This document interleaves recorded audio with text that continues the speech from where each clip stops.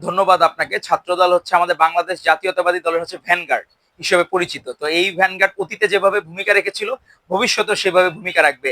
আপনি দেখেন ৯০-এর ডাকসু নির্বাচনের ভূমিধ্বস বিজয়ের পরে তারপরে জাতীয় নির্বাচনে একটা প্রভাব পড়েছিল। এইবারের কিন্তু একটু কিছুটা ভিন্নতা আছে। সেই জায়গায় হচ্ছে যে আপনার জাতীয় রাজনীতি আর আপনার শিক্ষা প্রতিষ্ঠানের রাজনীতি একবারে মিসম্যাচ করা যাবে না। কারণ কি, প্রেক্ষাপটটা ভিন্ন ছিল।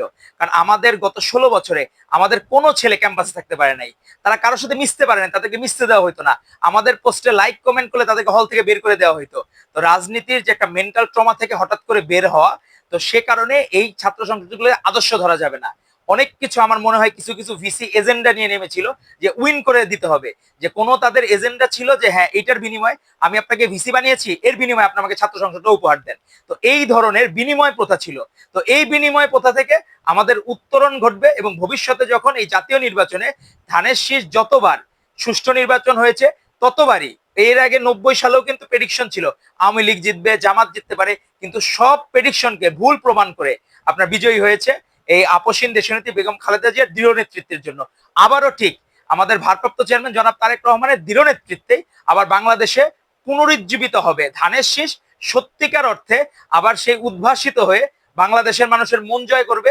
এবং ৩১ দফার যে এজেন্ডা বাংলাদেশের মানুষের দ্বারা দ্বারা আমরা পৌঁছে দিচ্ছি, বাংলাদেশের মানুষ এটি লুফে নিচ্ছে। তারা মনে করতেছে আমরা সত্যিকার অর্থেই আমাদের শহীদ রাষ্ট্রপতি জিয়াউর রহমান বীরুত্তম যে ফার্স্ট ওয়ার্ল্ড কান্ট্রির স্বপ্ন দেখিয়েছিলেন, আমাদের আপসীন দেশনীতি দেখিয়েছিলেন, তারই ধারাবাহিকতা এই আমাদের ভারপ্রাপ্ত চেয়ারম্যান জনাব তারেক রহমানকে দিয়ে সম্ভব। বিবিসি বাংলায় আপনি দেখেন যে ইন্টারভিউটি দিয়েছেন, এটি কালজয়ী একটা ইন্টারভিউ হয়ে থাকবে।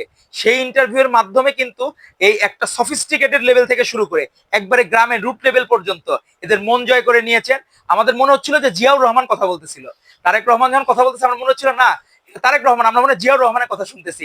তো এরকম ভিশনারি লিডারের পাশে ছাত্রদল অতীতের ন্যায় ভবিষ্যতে থাকবে এবং নির্বাচনে সর্বোচ্চ শক্তি নিয়ে রুট লেভেলের যত আমাদের নেতাকর্মী আছে সবাই তাদের কাউকে ক্ষতি না করে, কাউকে ভয়ভীতি না দেখে মানুষের মন জয় করে বিএনপি ইনশাল্লাহ বিজয়ী হবে এবং আমাদের প্রধানমন্ত্রী হবেন, ভবিষ্যৎ প্রধানমন্ত্রী হবেন আমাদের ভারপ্রাপ্ত চেয়ারম্যান জনাব তারেক রহমান। ধন্যবাদ আপনাদেরকে।